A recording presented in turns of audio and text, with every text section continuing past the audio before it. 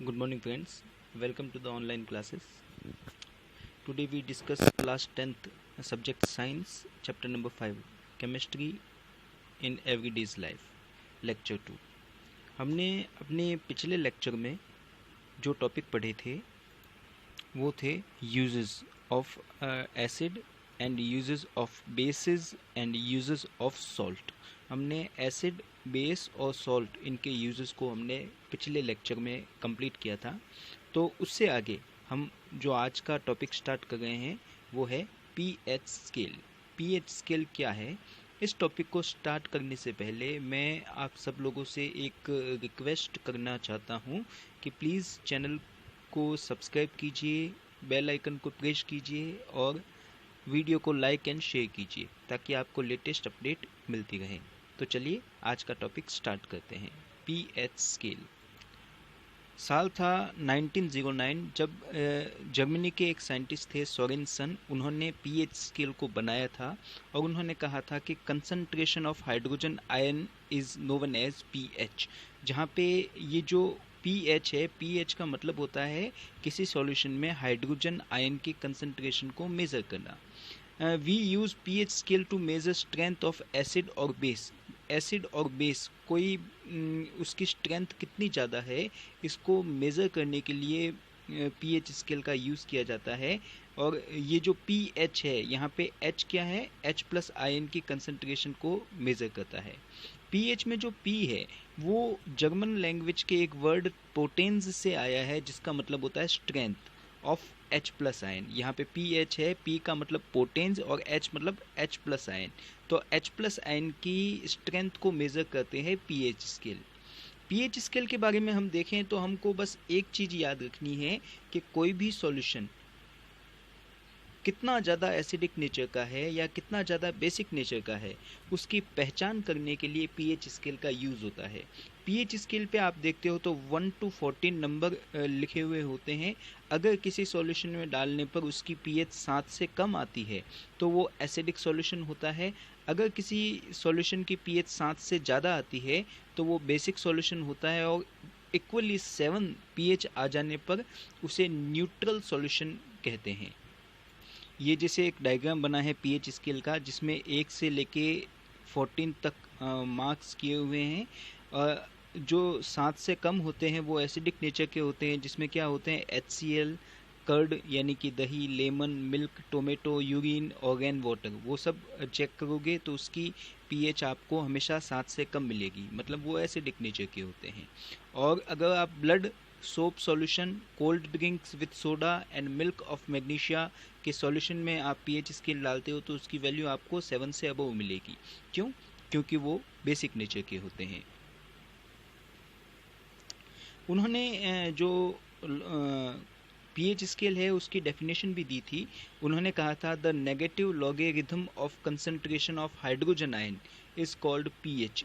के hydrogen ion के concentration की नेगेटिव लॉगरिथम जो होती है उसी को पीएच कहते हैं. तो pH equal to minus log 10 hydrogen ion.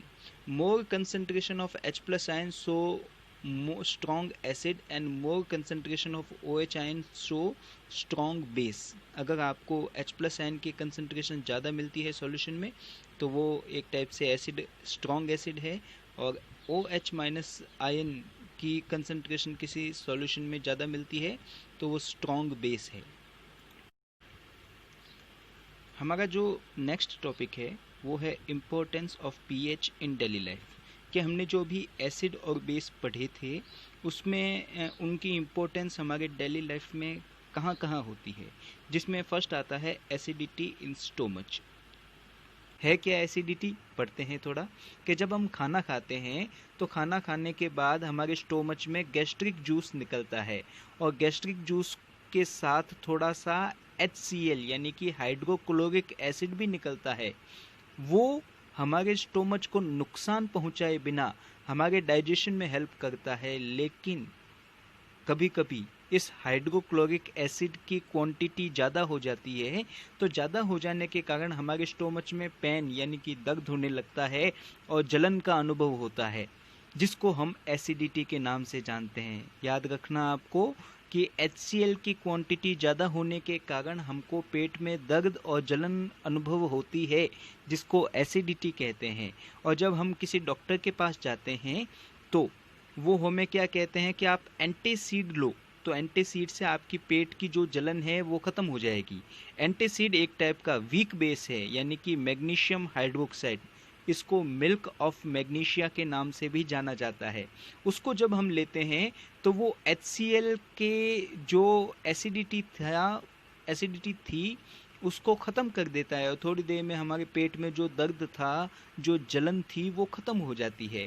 तो ये एक फर्स्ट एग्जाम्पल हो गया हमारे एसिड व बेस रिएक्शन का, जो हम नॉर्मल डे में कह सकते हैं कि एक्सपीरियंस करते हैं। दूसरा एग्जाम्पल आता है टूथ डिके।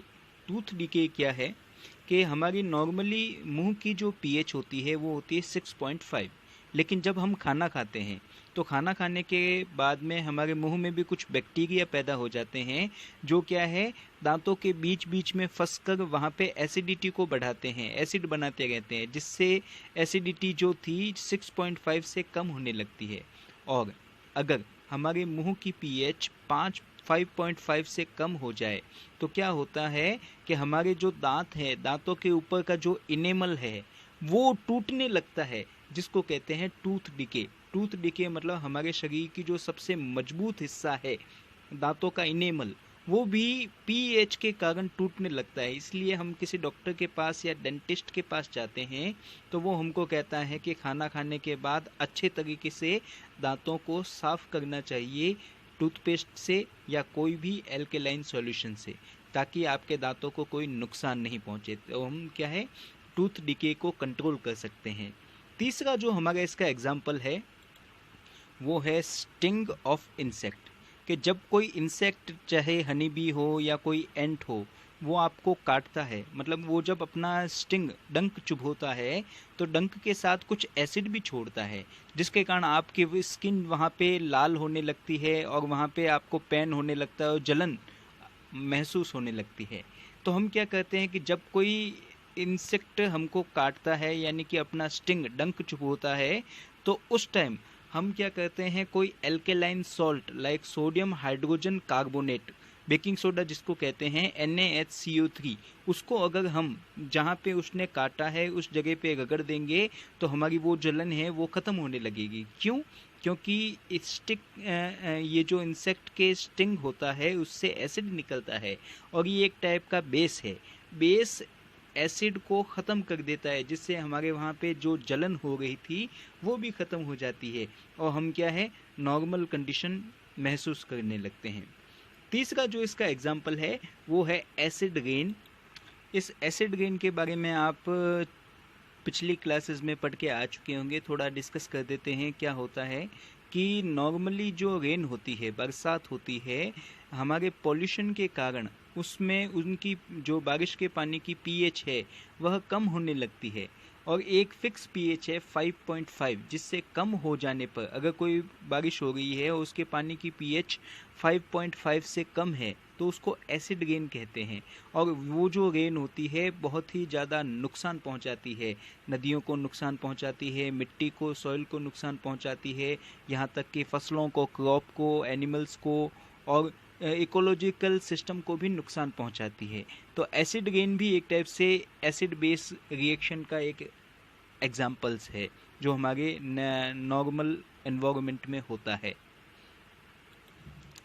अब हमारा जो नेक्स्ट टॉपिक है वो है some useful compounds in everyday life, कि हमारी एवरीडे की लाइफ में कौन कौन से कंपाउंड है वो हमारे लिए यूज़फुल है। तो सबसे पहले तो आता है NaCl, जिसको कहते हैं सोडियम क्लोराइड, जिसको हम नॉर्मली कॉमन सॉल्ट के नाम से जाना जाता है।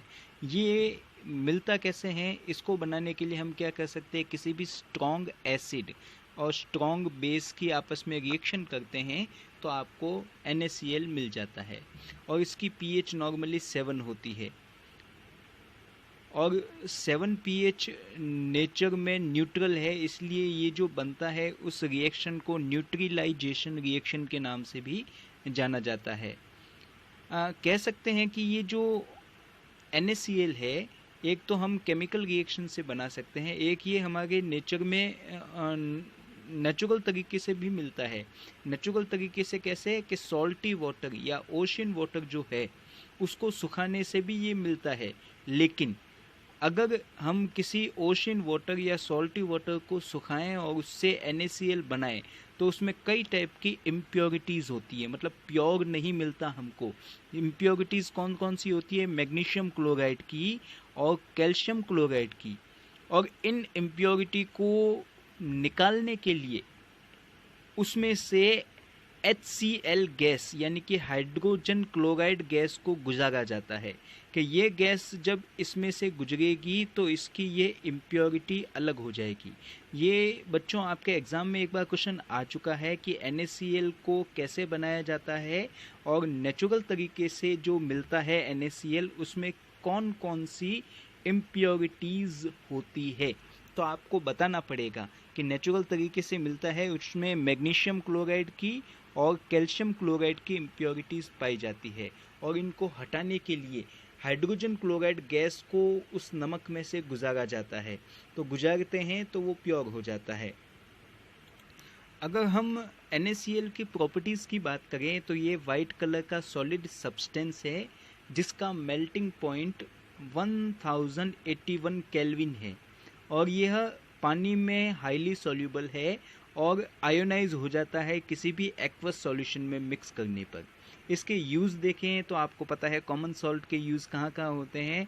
It is used in food as common salt, it is used in food as preservative, a freezing mixture is prepared by this. ये तीन चीज़ें तो आपको नोट करनी ही हैं कि खाने में हम टेस्ट को बढ़ाने के लिए यूज़ करते हैं, खाने को प्रिजर्व करने के लिए भी नमक का यूज़ किया जाता है, और फ्रीजिंग मिक्सचर जो है वो बनता है उसमें भी इसका यूज़ किया जाता है। दूसरे और कुछ कंपाउंड्स है जैसे कि NaOH एंड Na2CO3, ये है sodium hydroxide, sodium bicarbonate and baking soda. इनको बनाने में भी ये NaCl का यूज़ किया जाता है। आपको ये याद रखना पड़ेगा, NaOH, Na2CO3, Na2CO3 को कहते हैं sodium bicarbonate, NaHCO3 sodium hydrogen carbonate, baking soda कहलाता है ये। इनको बनाने में यूज़ किया जाता है। तो ये तो हमारा कॉमन सॉल्ट था जिसको हमने नमक कहा, यानी कि NaCl, sodium chloride. Next topic हम देखते हैं। नेक्स्ट जो हमारा यूज़फुल कंपाउंड है वो है सोडियम हाइड्रोक्साइड, जिसको NaOH केमिस्ट्री की लैंग्वेज में कहते हैं, और कॉमन नेम इसका है कास्टिक सोडा। तो ये जो कास्टिक सोडा है, कास्टिक सोडा इंडस्ट्रियल लेवल पे कैसे बनाया जाता है आपको देखना पड़ेगा कि sodium hydroxide produced by electrolysis of sodium chloride. ये एक वर्ड आया यहाँ पे इलेक्ट्रोलाइसिस का। ये इलेक्ट्रोलाइसिस क्या है? इलेक्ट्रोलाइसिस का मतलब होता है कि NaCl यानी कि नमक को, कॉमन सॉल्ट को आप पानी में घोल दो, और पानी में घोलने के बाद उसमें दो इलेक्ट्रोड लगा दो, एक पे प्लस एनोड, एक पे कैथोड माइनस।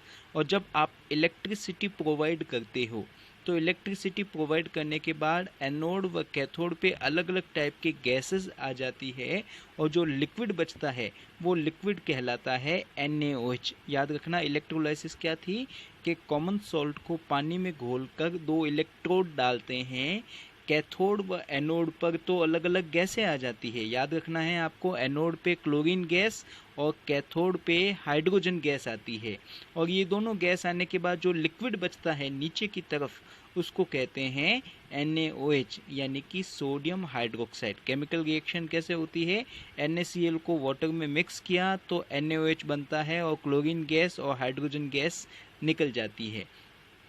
इसको जरा हम देखें तो ये रहा इलेक्ट्रोलाइसिस। जैसे कॉमन सॉल्ट था, कॉमन सॉल्ट को हमने इलेक्ट्रोलाइसिस किया तो कैथोड के ऊपर हाइड्रोजन गैस निकली, और हाइड्रोजन गैस का यूज़ होता है फ्यूल में और मार्गेनाइन में, और इनसे अमोनिया भी निकलता है जो फर्टिलाइज़र में यूज़ होता है। जबकि क्लोरीन गैस का यूज़ होता है वाटर ट्रीटमेंट में, स्विमिंग पूल में से पानी को साफ़ करने में, PVC में, और CFC और पेस्टिसाइड बनाने में क्लोरीन का यूज़ होता है। और NaOH जो है उसका यूज़ होता है मेटल्स को डिग्रेशन करने में, सोप और डिटर्जेंट बनाने में, पेपर इंडस्ट्री में और आर्टिफिशियल फाइबर बनाने में। आपके आगे इनके बारे में भी थोड़ा आएगा कि ये जो H2 है और Cl2 गैस है, इनको जब मिक्स कर दिया जाए तो हाइड्रोक्लोरिक एसिड बन जाता है। HCl इनसे वापस बन सकता है दोनों गैसों को मिक्स करने से। और क्लोरीन गैस को NaOH के साथ मिक्स कर दिया जाए तो ब्लीचिंग पाउडर मिलता है। क्या है, हम इसके बारे में आगे थोड़ा डिस्कस करेंगे। तो चलिए लौटते हैं अपने कॉमन टॉपिक पर। तो NaOH की प्रॉपर्टी को देखें तो ये वाइट सॉलिड सब्सटेंस है जिसका मेल्टिंग पॉइंट 591 केल्विन है और इसको इजीली, ये पानी में इजीली डिसॉल्व हो सकता है और ये एक टाइप का स्ट्रॉन्ग बेस है एक्वस सॉल्यूशन में, क्योंकि ये आयोनाइज हो जाता है Na+ और OH- आयंस में। इसके कारण इसको स्ट्रॉन्ग इलेक्ट्रोलाइट के नाम से भी जाना जाता है। स्ट्रॉन्ग इलेक्ट्रोलाइट कौन? NaOH यानी कि सोडियम हाइड्रोक्साइड। इसके यूज़ की बात करें तो NaOH के जो यूज़ होते हैं साबुन बनाने में, पेपर इंडस्ट्री में, सिल्क इंडस्ट्री में और दूसरे केमिकल्स बनाने में भी इनका यूज़ होता है। एक और इसका यूज़ होता है मेटलरी इन बॉक्साइट, यानी कि बॉक्साइट से प्योर मेटल को निकालने में भी ये हेल्प करता है। दूसरा, पेट्रोलियम को प्योरिफिकेशन में ये हेल्प करता है। फैट एंड ऑयल्स बनाने में भी ये हेल्प करता है और लेबोरेटरी में रीएजेंट के तौर पे भी NaOH का यूज़ किया जाता है। नेक्स्ट जो हमारा टॉपिक है वो है ब्लीचिंग पाउडर, यानी कि कैल्शियम ऑक्सीक्लोराइड। याद रखना है, इसका केमिकल नेम है कैल्शियम ऑक्सीक्लोराइड। याद रखना बच्चों, आपके एग्ज़ाम में कई बार ऐसे क्वेश्चन आते हैं कि कॉमन नेम पूछ के उसका केमिकल नेम पूछ लिया या केमिकल फार्मूला पूछ लिया। तो आपको केमिकल फार्मूला और केमिकल नेम भी हर एक सब्सटेंस के याद रखने पड़ेंगे। सबसे पहले हमने पढ़ा था NaCl यानी कि sodium chloride, NaCl sodium chloride जिसको कॉमन सॉल्ट कहते थे। सेकंड हमने पढ़ा था NaOH, Na मतलब सोडियम यानी और OH का मतलब होता है हाइड्रोक्साइड, सोडियम हाइड्रोक्साइड जिसको कास्टिक सोडा कॉमन नेम था। और तीसरा आ रहा है हमारे नेक्स्ट जो आ रहा है bleaching powder.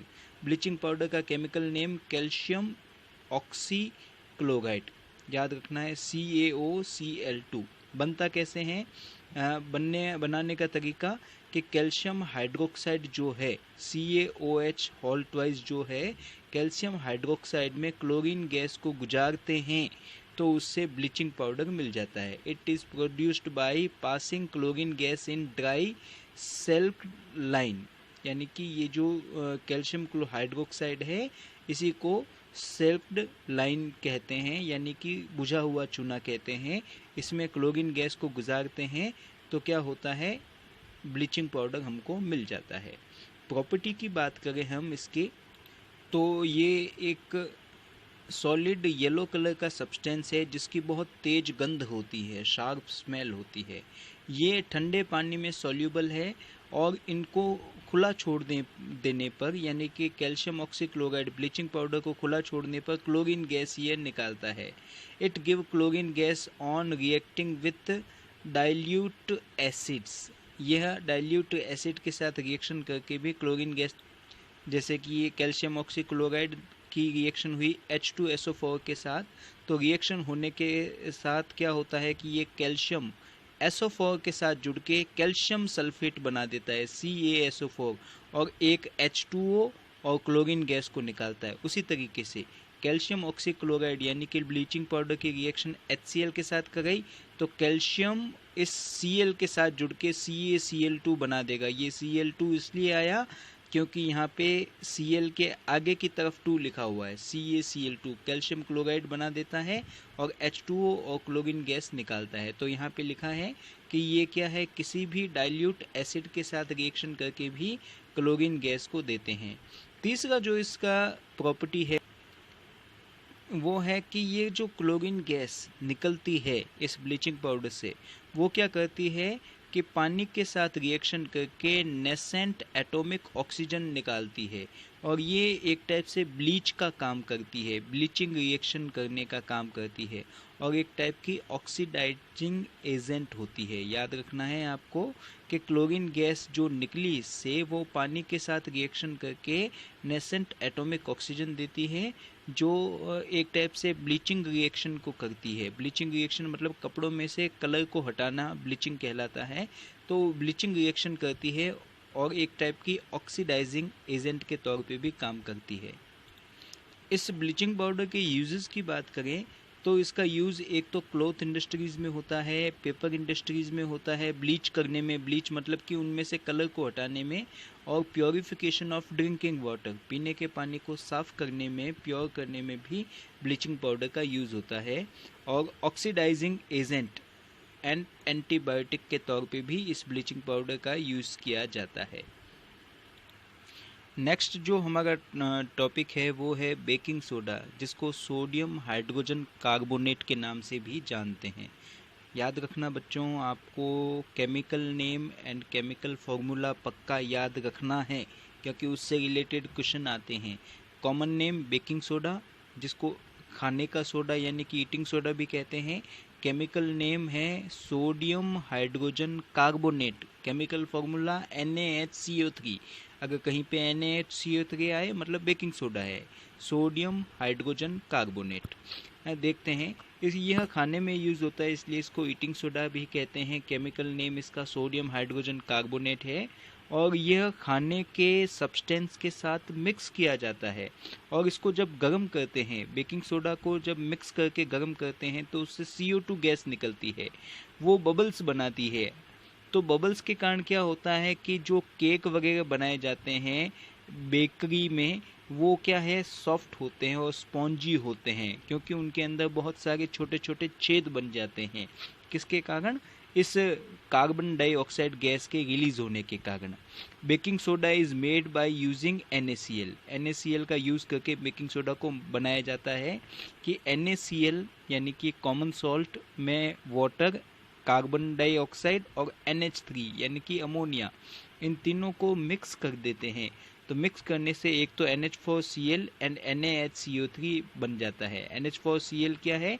Ammonium chloride, and NaHCO3 क्या है? Baking soda. याद रखना है आपको।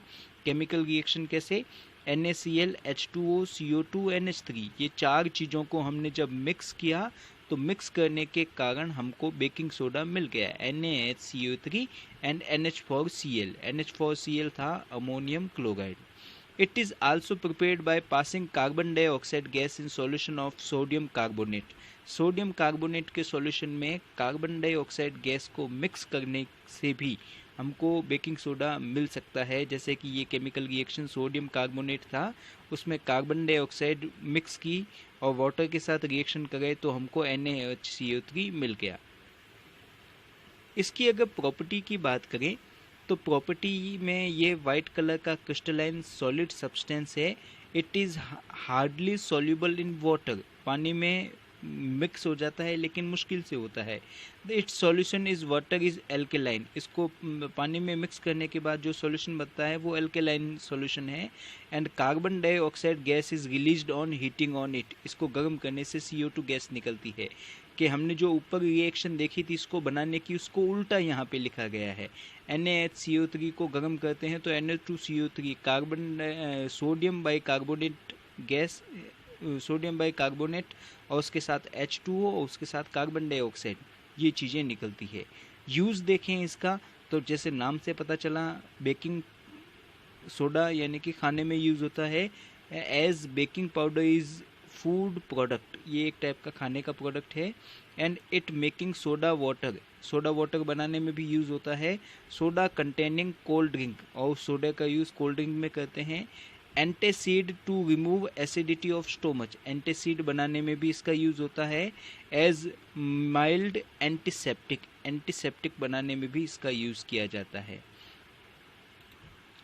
नेक्स्ट जो हमारा है वो है वॉशिंग सोडा। वॉशिंग सोडा का chemical formula Na2CO3.10H2O। Na sodium के लिए, CO3 carbonate, sodium bicarbonate .10H2O। 10H2O एक टाइप का क्रिस्टलाइन वाटर है। देखते हैं कि इस वॉशिंग सोडा नाम से क्लियर है, इसको क्लॉथ क्लीनिंग सोडा के नाम से भी जाना जाता है और इसका जो केमिकल नेम है वो है sodium carbonate. In it there are 10 molecule of crystalline water. इसके अंदर 10 मॉलिक्यूल क्रिस्टलाइन वाटर्स के मौजूद है। ये जो है सॉल्वेज मेथड से बनाया जाता है और इसके अनदर मेथड है कि sodium carbonate is obtain on heating of baking soda, कि बेकिंग सोडा को आप गर्म करते हो, गर्म करने से आपको Na2CO3 H2O और कार्बन डाइऑक्साइड गैस निकलती है। जैसे ही आप बेकिंग सोडा को गर्म करते हो तो आपको मिलता है Na2CO3 यानी कि सोडियम बाई कार्बोनेट। ये सोडियम बाई कार्बोनेट को आप वापस रिक्रिस्टलाइजेशन मेथड से गुजारते हो तो उसके अंदर 10 मॉलिक्यूल H2O के ऐड हो जाते हैं। क्रिस्टलाइजेशन से ऐड होने के बाद आपको ये जो है वॉशिंग सोडा मिल जाता है। याद रखना chemical formula Na2CO3.10H2O, sodium bicarbonate .10H2O। इसकी प्रॉपर्टीज़ की बात करें तो ये वाइट कलर का क्रिस्टलाइन सॉलिड सब्सटेंस है, पानी में सॉल्यूबल है। It solution is water is alkaline solution बनाता है और इसको हीट करने से क्रिस्टलाइन वाटर लूज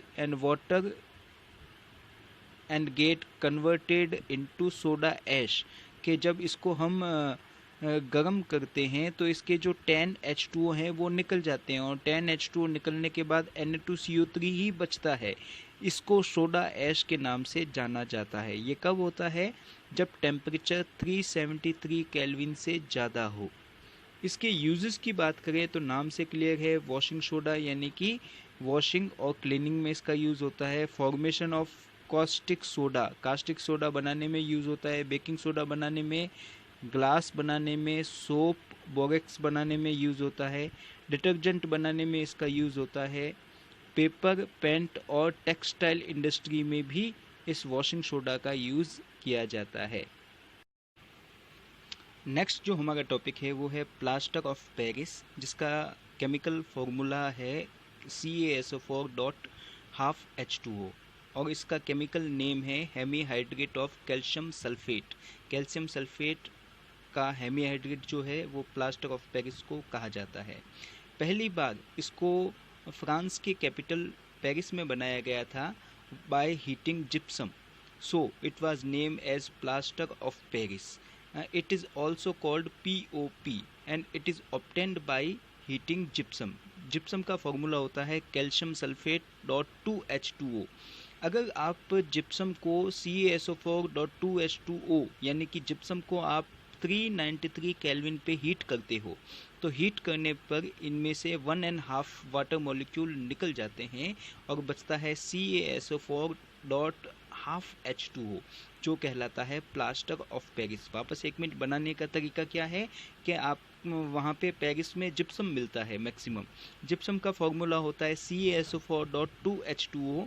इसको हीट करते हैं 393 केल्विन पर तो इसमें से 1.5 मॉलिक्यूल ऑफ वाटर रिमूव हो जाते हैं और हमारे सामने मिलता है CaSO4.12H2O जिसको कहते हैं प्लास्टर ऑफ पेरिस। अगर इसके पीओपी की प्रॉपर्टी को देखें तो प्रॉपर्टी में ये वाइट कलर का सॉलिड सब्सटेंस है कि अगर जो पीओपी हमको मिला उसमें हम वापस अगर वाटर मिक्स कर देते हैं तो 15 से 20 मिनट के अंदर वो हार्ड और सॉलिड सब्सटेंस जिप्सम में वापस कन्वर्ट हो जाता है। इसीलिए पीओपी का यूज़ बहुत जगह पर किया जाता है। इसके यूजेस की बात करें तो most important uses to making plaster of repairing the cracked bone. अगर किसी की हड्डियां टूट जाती है तो उसके ऊपर प्लास्टर करने में पीओपी का यूज़ किया जाता है। बिल्डिंग्स बनाने में इसका यूज़ किया जाता है। डेंटल मेडिकल्स में इसका यूज़ किया जाता है और डेकोरेटिव मटेरियल लाइक स्टेचू वगैरह बनाने में इसका यूज़ किया जाता है। नेक्स्ट जो टॉपिक है वो है सोप एंड डिटर्जेंट। एक्चुअल में जो डिटर्जेंट वर्ड है वो भी लैटिन लैंग्वेज से लिया गया है जिसका मतलब होता है वाइप क्लीन, मतलब कि सफाई करना। तो डिटर्जेंट और सोप दोनों का यूज़ किया है, सफाई में यूज़ किया जाता है, क्लीनिंग में। तो पहले हम बात करते हैं सोप के बारे में कि सोप बनते कैसे हैं। सोप नॉर्मली टू टाइप्स के होते हैं, एक तो होते हैं सोडियम टाइप के सोप और एक होते हैं पोटेशियम टाइप के सोप। तो सोप बनाने की जो रिएक्शन है उसको बोर्ड एग्जाम्स में पूछा जा चुका है, तो इम्पोर्टेंट है, आप देखना कैसे बनते हैं कि हमारे नेचर में कई हाई फैटी एसिड पाए जाते हैं और फैटी एसिड का फॉर्मूला क्या है, CH2CH2 और सबके पीछे डालना है आपको COOC17H35। ये फैटी एसिड जो हमारे नेचर में पाया जाता है उसका फॉर्मूला है। इस फैटी एसिड के साथ अगर आप किसी बेस की रिएक्शन कराते हो, बेस चाहे NaOH हो या KOH हो, इसकी रिएक्शन कराते हो तो क्या होता है कि ये OH जो है आगे वाले CH2 के साथ जुड़ जाता है और जुड़ने के बाद ये बना देता है ग्लिसरॉल, और पीछे जो बचता है COOC17H35 और Na, ये जुड़ने के बाद साबुन बनाता है यानी कि सोप बनाता है। अगर पीछे Na है तो वो सोडियम टाइप का सोप होगा और अगर पीछे K है तो वो पोटेशियम टाइप का सोप होगा और इसका केमिकल नेम है सोडियम स्टीयरेट। ये जो रिएक्शन होती है इसको सोपिनिफिकेशन रिएक्शन के नाम से जाना जाता है, जिससे रिलेटेड आपके बोर्ड एग्जाम्स में क्वेश्चन पूछा जा चुका है।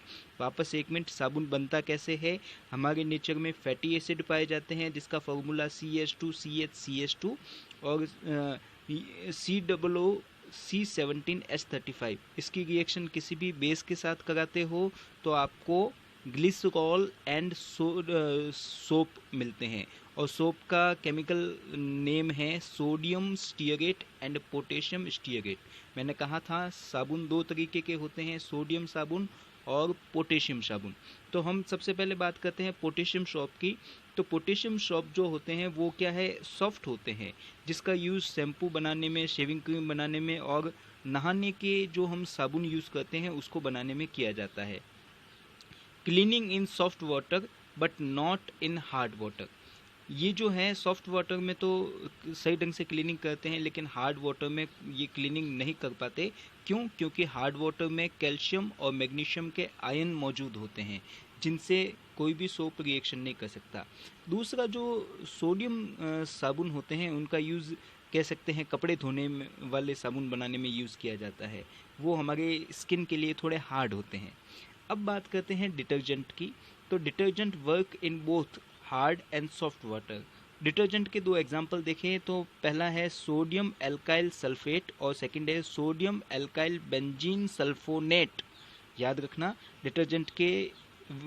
डिटर्जेंट को आप सोप से अलग कैसे करोगे कि सोप जो है जो केवल सॉफ्ट वाटर में ही सफाई कर सकते हैं, लेकिन डिटर्जेंट जो है सॉफ्ट और हार्ड दोनों टाइप के वाटर में सफाई कर सकते हैं। और डिटर्जेंट के एग्जाम्पल है sodium alkyl sulphate and sodium alkyl benzene sulphonate. अब ये बात आती है कि ये जो डिटर्जेंट है हार्ड वाटर में कैसे सफाई करते हैं। जो सोप होते हैं वो तो हार्ड वाटर में नहीं कर पाते, लेकिन ये डिटर्जेंट कैसे कर पाते हैं? क्यों?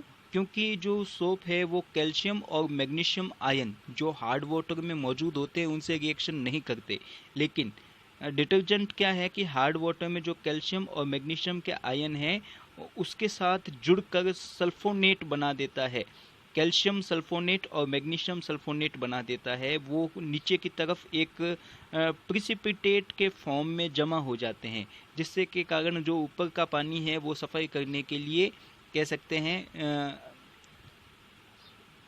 सफाई अच्छी तरीके से कर सकता है। अब हमारा चैप्टर का जो अगला टॉपिक है वो है मिसेल फॉर्मेशन। मिसेल क्या है जरा आप ध्यान से देखना।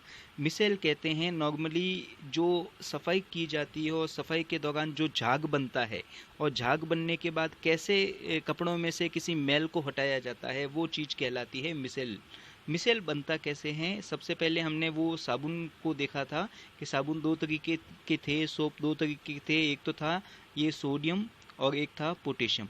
तो हम कोई भी एक एग्जांपल लेते हैं तो हम यहाँ पे ये सोडियम साबुन का फॉर्मूला लिखते हैं C17H35 COONA।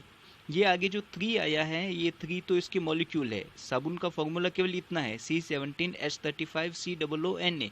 ये जो C17H35 है ये इसके नंबर कुछ बदल भी सकते हैं, इसलिए मैक्सिमम बुक्स में इसको R लिखा गया। R की वैल्यू होती है एल्काइल ग्रुप, तो आग भी लिखोगे तो भी राइट है इसमें। तो ये जब साबुन है ये लिया और इसको जब पानी में मिक्स करते हैं तो सबसे पहले तो क्या होते हैं, ये आयन के फॉर्म में टूट जाते हैं कि C17H35 COO- ये तो नेगेटिव आयन बन जाता है और Na+ है वो पॉजिटिव आयन बन जाता है। Na+ क्या है, पानी में मिक्स हो जाता है और हमको मतलब है ओनली फॉर इस नेगेटिव आयन से। वापस सुनना कि मिसेल कैसे बनते हैं। उसमें क्या है कि साबुन को जब पानी में मिक्स किया जाता है तो मिक्स करने के बाद उसमें से आयन्स अलग अलग हो जाते हैं। C17H35 COO- ये तो नेगेटिव आयन है और Na+ पॉजिटिव आयन है। ये जो नेगेटिव आयन था इसको भी हम दो पार्ट में तोड़ सकते हैं, एक तो C17H35 और एक COO-। जो मिसेल है, मिसेल की पूंछ यानी कि टेल बनाने का काम C17H35 करता है, जिसको हाइड्रोकार्बन स्ट्रक्चर कहते हैं, जो मिसेल की पूंछ बनाने का काम करता है।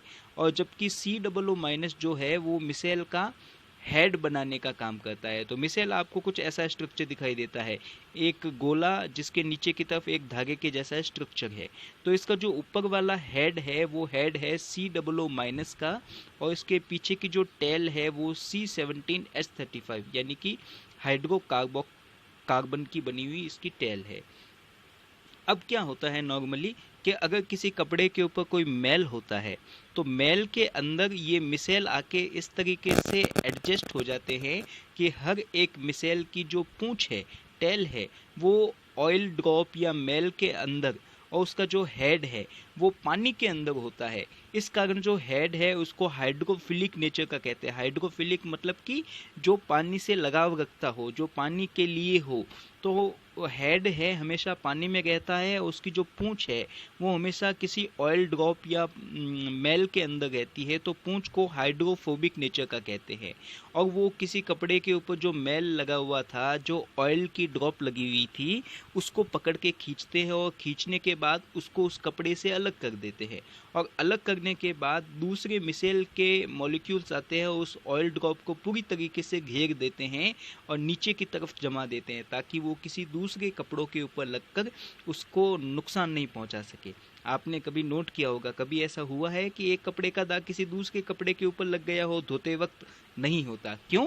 क्योंकि ये मिसेल क्या करते हैं कि मैल को निकालने के बाद उस मैल को चारों तरफ से घेर देते हैं, और घेरने के बाद क्या है, उसको नीचे की तरफ जमा देते हैं, जिससे आपको अच्छी सफाई मिलती है। तो मिसेल क्या है, एक टाइप से सफाई करने का जो तरीका है वही है। तो मिसेल हुआ कैसे, वापस सुनना। साबुन को जब पानी में मिक्स करते हैं तो सबसे पहले उसका आयोनाइजेशन होता है, आयंस में टूटता है, और उसका नेगेटिव जो आयन है वो ही मिसेल को बनाता है। नेगेटिव आयन में C17H35 हाइड्रोकार्बन हिस्सा उसकी पूंछ बनाता है, और COO- जो है पोलर हिस्सा, वो उसके हेड को बनाने का काम करता है। हेड हमेशा हाइड्रोफिलिक नेचर का होता है, मतलब पानी में होगा, और टेल जो है हमेशा हाइड्रोफोबिक नेचर की होती है, मतलब मैल में होती है। तो आज के लिए इतना ही। इसी के साथ हमारा ये चैप्टर कंप्लीट होता है। हम अगले चैप्टर में अगले चैप्टर को नई क्लास में डिस्कस करेंगे। तब तक के लिए गुड बाय, थैंक यू।